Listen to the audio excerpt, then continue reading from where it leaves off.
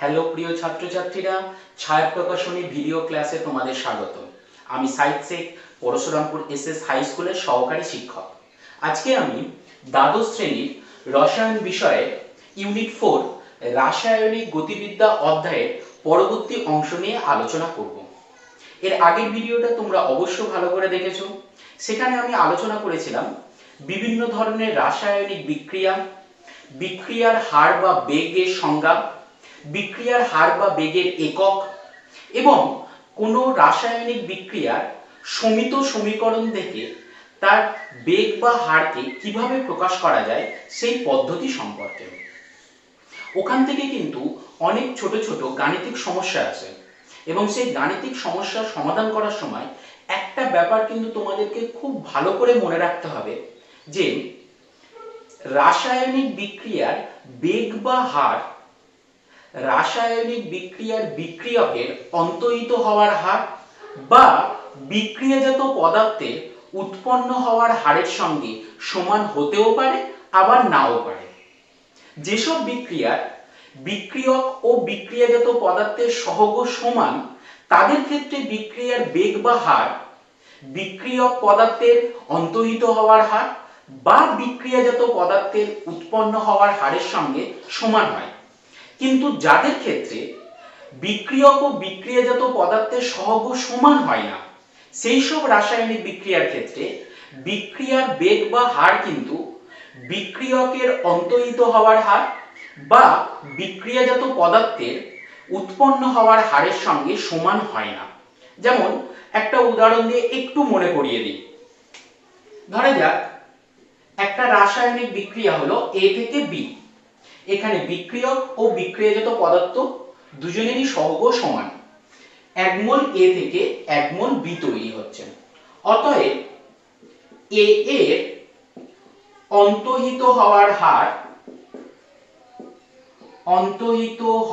হার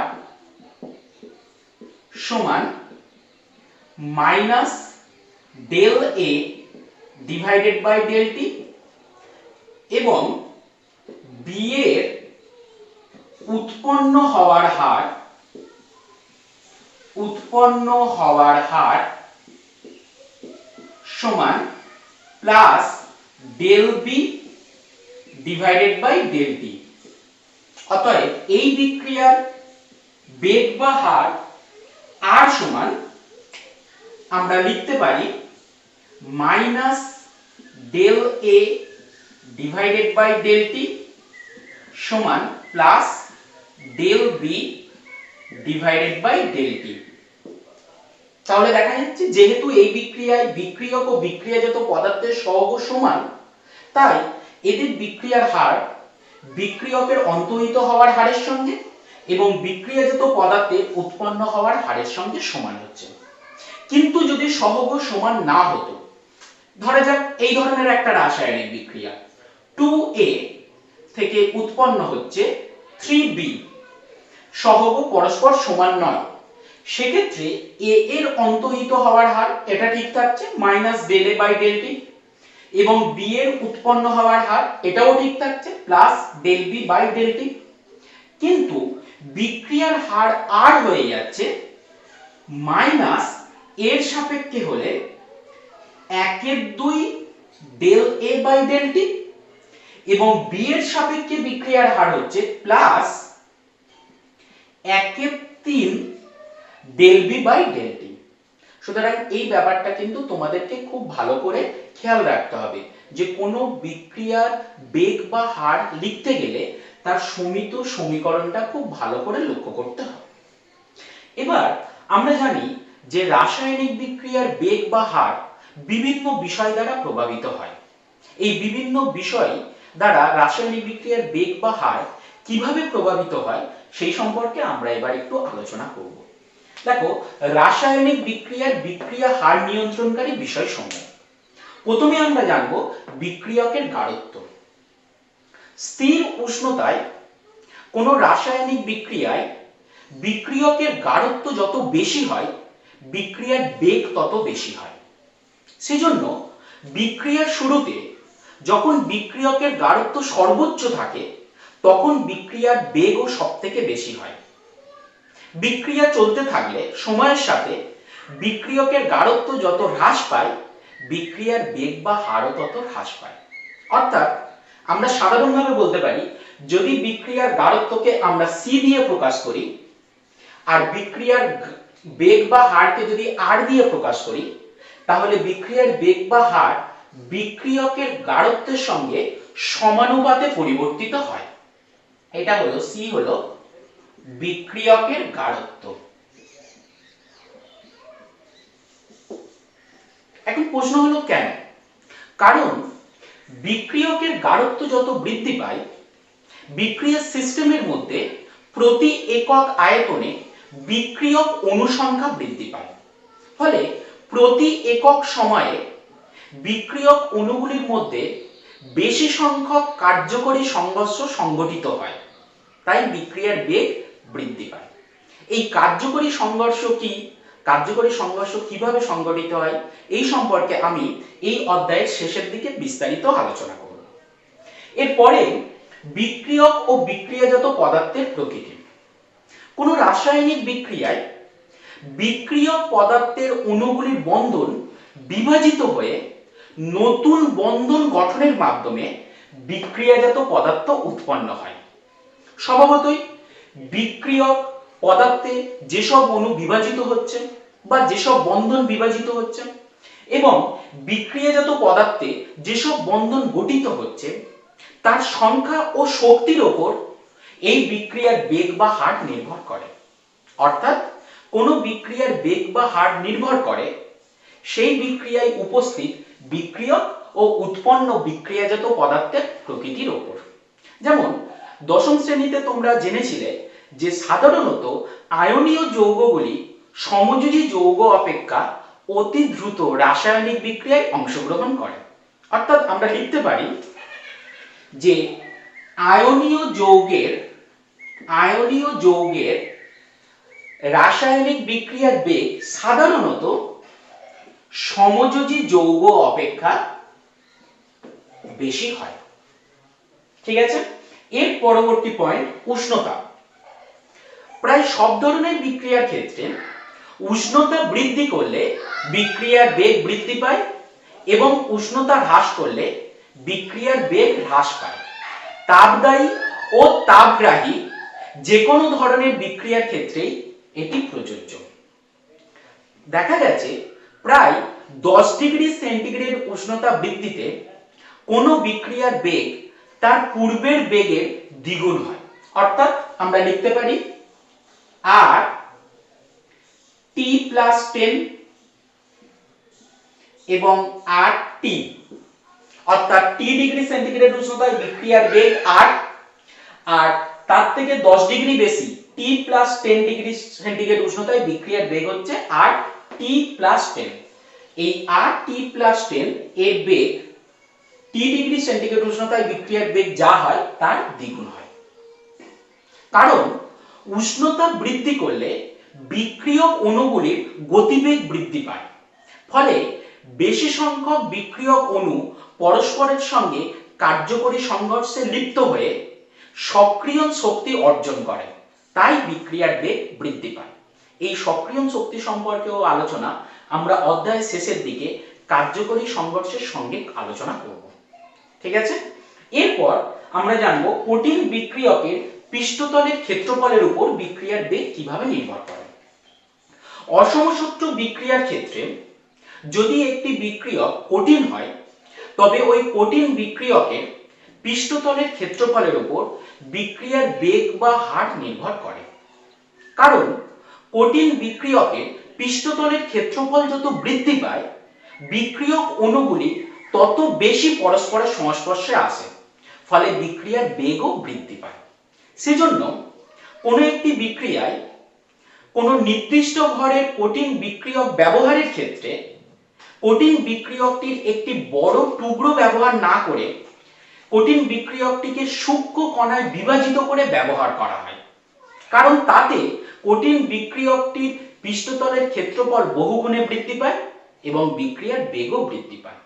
এই প্রসঙ্গে তোমরা মনে করো ক্লাস 8-এ তোমরা একটা জেনেছিলে যে হাইড্রোজেন গ্যাস প্রস্তুতির সময় লঘু H2SO4 এর সঙ্গে জিঙ্কের বিক্রিয়ায় জিঙ্কের একটি বড় পাত ব্যবহার না করে জিঙ্কের ছোট ছোট টুকরো বা ছিবড়ে ব্যবহার করা হয়।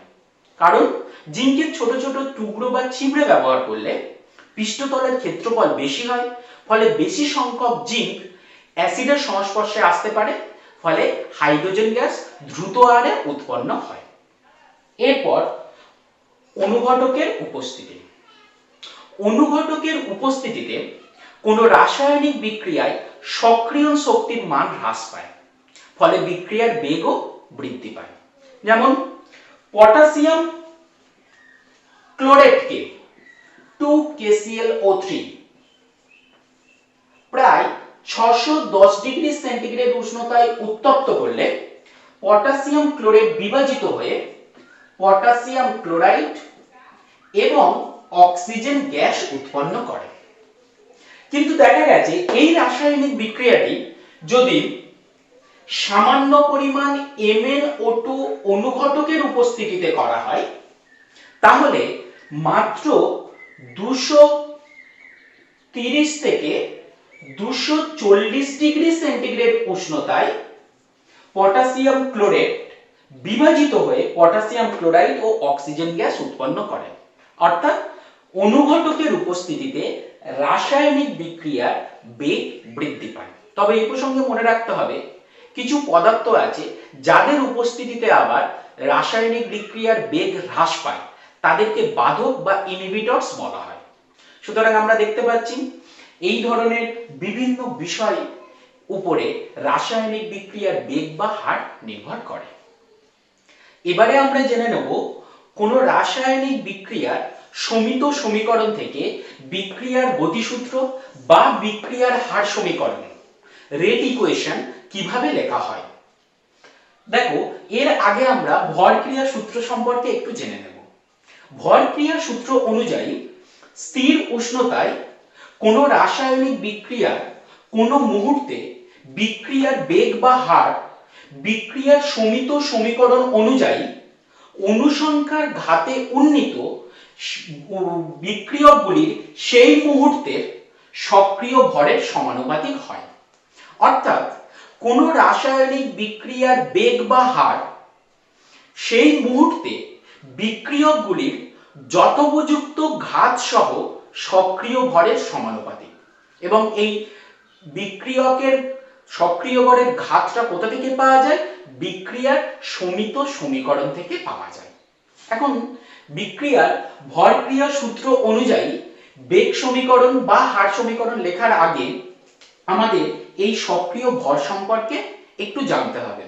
তোমরা একাদশ শ্রেণীতে রাসায়নিক সাম্য অধ্যায়ে এই সক্রিয় ভর সম্পর্কে বিস্তারিত জেনে এসেছো। আমি এখানে একটু মনে করিয়ে দিচ্ছি যে কোনো বিশুদ্ধ কঠিন বা তরলের সক্রিয় ভর সর্বদা 1 হয়। আবার কোন লঘু সমসত্ব দ্রবণের সক্রিয় ভর তার মোলার গাঢ়ত্ব দ্বারা প্রকাশ করা হয়। অর্থাৎ মোলার গাঢ়ত্ব বলতে মোল লিটার ইনভার্স এককে প্রকাশ করা হয়। কোন বিক্রিয়ার যদি গ্যাসীয় উপাদান উপস্থিত থাকে, তাহলে সেক্ষেত্রে তার সক্রিয় ভরকে মোলার গাঢ়ত্ব বা আংশিক চাপ দ্বারা প্রকাশ করা হয়।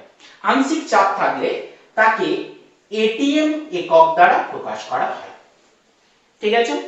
তাহলে এই ভরক্রিয়া সূত্র অনুযায়ী আমরা বলতে পারি যে কোন রাসায়নিক বিক্রিয়ার কোন একটি নির্দিষ্ট মুহূর্তে বিক্রিয়ার বেগ বা হার ওই মুহূর্তের বিক্রিয়কগুলির সক্রিয় ভরের যথোপযুক্ত ঘাতের সমানুপাতিক হয়।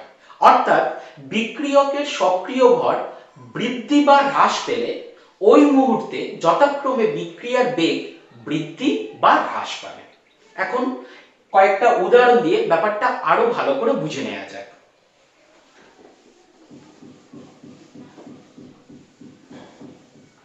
ধরা যাক একটা রাসায়নিক বিক্রিয়া হলো A প্লাস B থেকে C প্লাস D। এটা একটা রাসায়নিক বিক্রিয়া। এখানে A এর সক্রিয় ভর কে মোলার গাঢ়ত্ব দিয়ে প্রকাশ করা হচ্ছে, থার্ড ব্র্যাকেটের মধ্যে A, আর B এর সক্রিয় ভর কে থার্ড ব্র্যাকেটের মধ্যে বি দিয়ে প্রকাশ করা হচ্ছে। তাহলে ভর ক্রিয়া সূত্র অনুযায়ী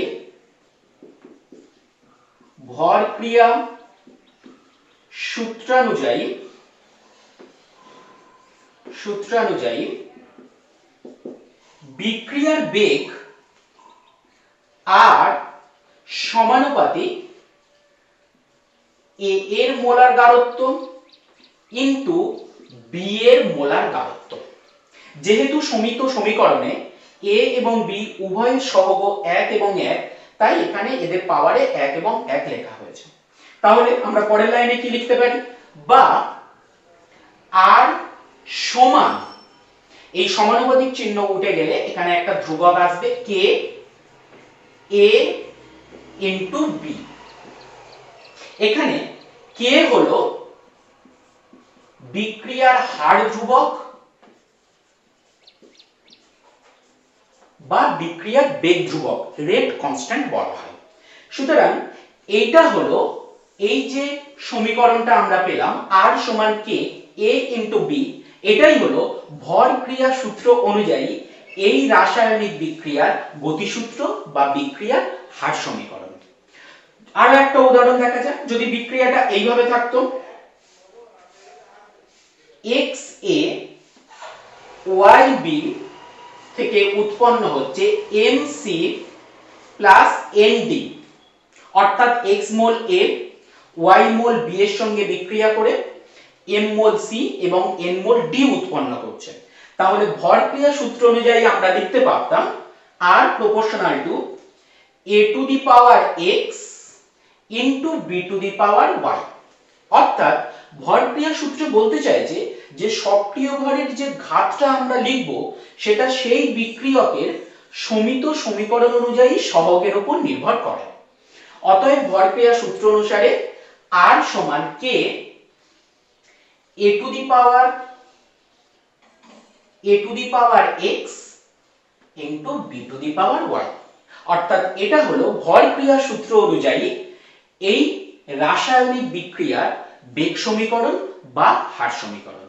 তবে এই প্রসঙ্গে মনে রাখতে হবে যে ভর ক্রিয়া সূত্র অনুযায়ী আমরা কোনো রাসায়নিক বিক্রিয়ার যে বেগ সমীকরণ বা হার সমীকরণটা পাচ্ছি সেটা সবসময় পরীক্ষালব্ধ হার সমীকরণের সঙ্গে সঙ্গতিপূর্ণ নাও হতে পারে, অর্থাৎ নাও মিলতে পারে। যেমন একটা উদাহরণ দেখা যাক।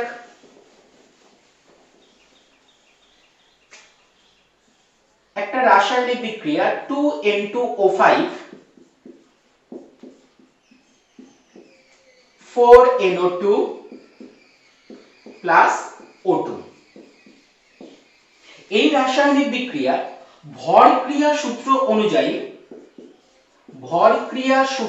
অনুযায়ী বিক্রিয়ার বেগ সমীকরণ বা হার সমীকরণ হলো R সমান K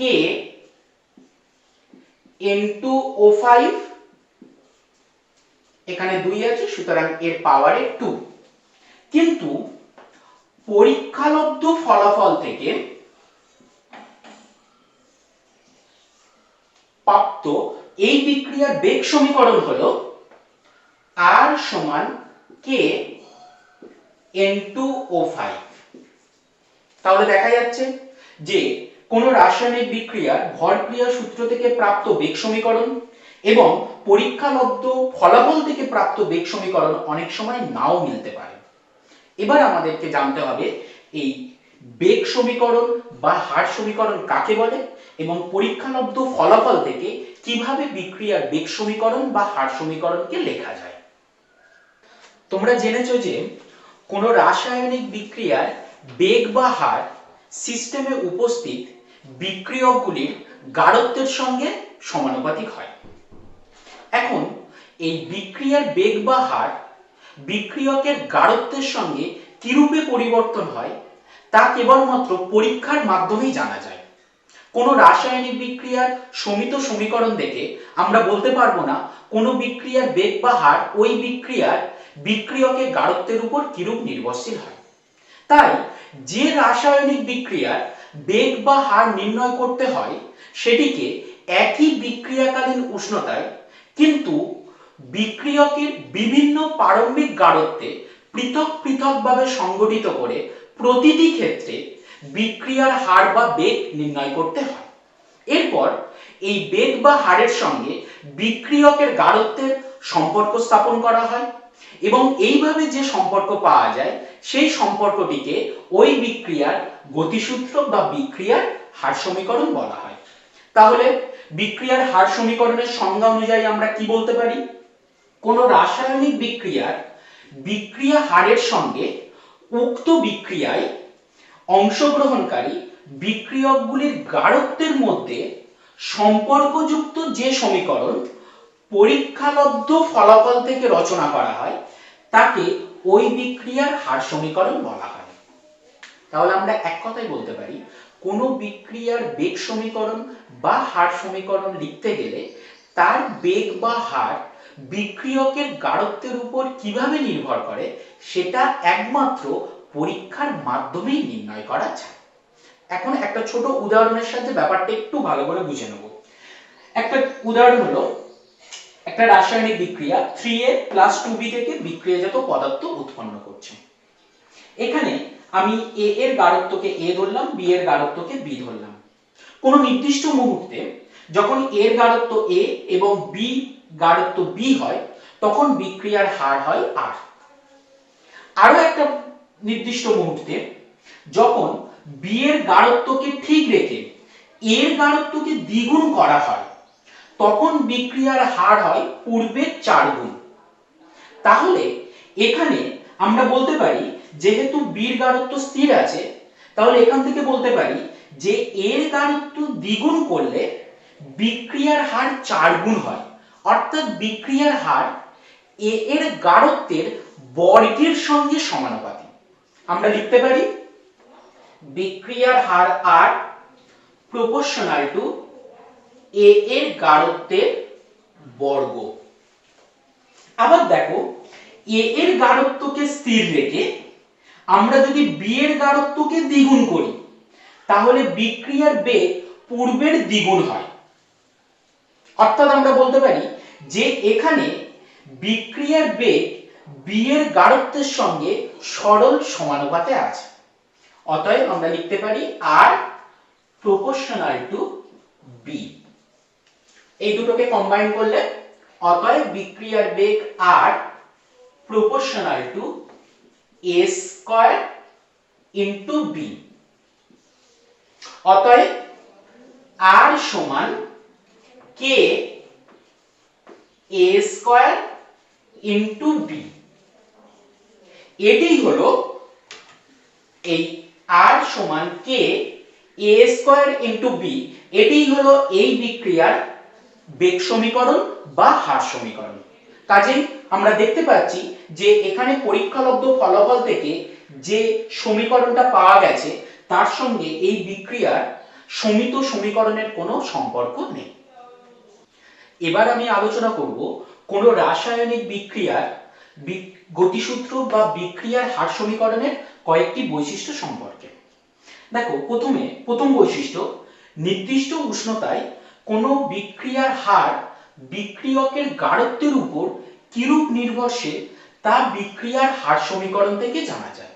অর্থাৎ কোন রাসায়নিক বিক্রিয়ার বেগ বা হার কোন বিক্রিয়কের গাঢ়ত্ব বৃদ্ধি বা হ্রাসের সঙ্গে যথাক্রমে কিরূপ বৃদ্ধি বা হ্রাস পাবে তা আমরা কেবলমাত্র সেই বিক্রিয়ার বেগ সমীকরণ দেখেই বলতে পারি। যেমন ধরা যাক কোন রাসায়নিক বিক্রিয়ার বেগ সমীকরণ হলো R K A square into B। এটা যদি কোন রাসায়নিক বিক্রিয়ার বেগ সমীকরণ হয় তাহলে এই বেগ সমীকরণ দেখে আমরা বলতে পারি এখানে A বিক্রিয়কের গাঢ়ত্ব যদি দ্বিগুণ করা হয় তাহলে বিক্রিয়ার বেগ পূর্বের 4 গুণ হবে। আবার B বিক্রিয়কের গাঢ়ত্ব যদি দ্বিগুণ করা হয় তাহলে বিক্রিয়ার বেগ পূর্বের দ্বিগুণ হবে। অর্থাৎ আমরা পরিষ্কার বুঝতে পারছি বিক্রিয়ার বেগ বিক্রিয়কের গাঢ়ত্বের সঙ্গে কিরূপে পরিবর্তন হবে তা কেবলমাত্র আমরা বিক্রিয়ার বেগ সমীকরণ দেখে তবেই বলতে পারি। দ্বিতীয় বৈশিষ্ট্য কি? বিক্রিয়ার হার সমীকরণ পরীক্ষার সাহায্যে নির্ণয় করা হয়। এর সাথে সুমিত সমীকরণের কোনো সম্পর্ক নেই। এটা আমি অলরেডি খুব বিস্তারিতভাবে আলোচনা করেছি যে কোনো বিক্রিয়ার হার সমীকরণ নির্ণয় করতে গেলে আমরা পরীক্ষার সাহায্যেই নির্ণয় করতে পারি।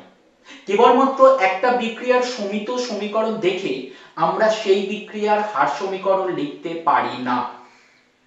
তৃতীয় বৈশিষ্ট্য কি?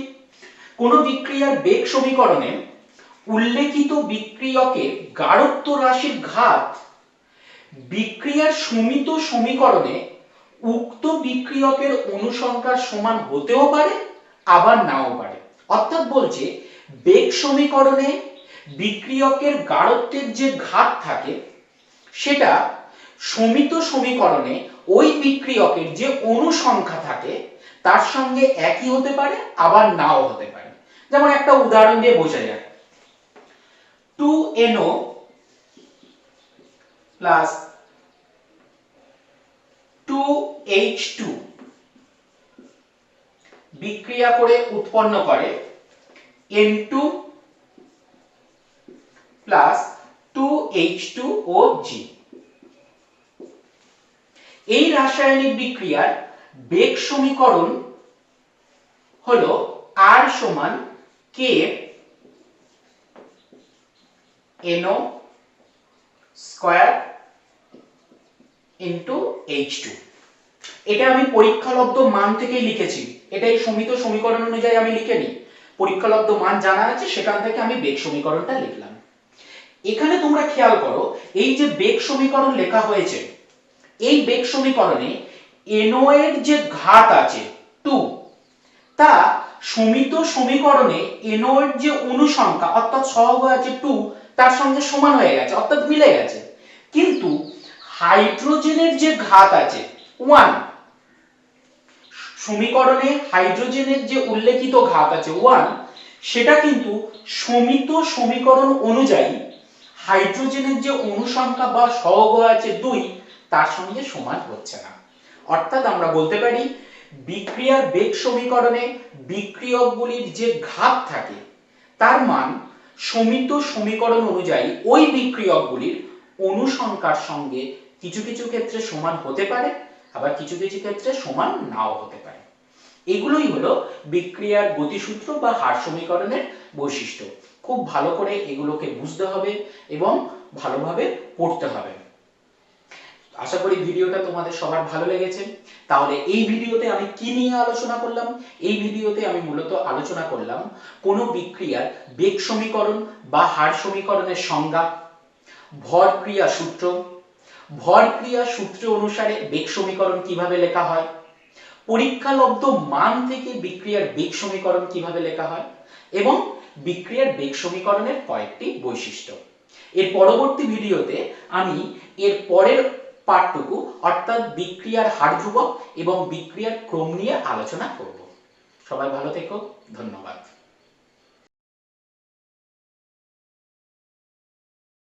সঠিক প্রস্তুতি মানেই চাই ছায়া প্রকাশনীর সায়েন্স বই।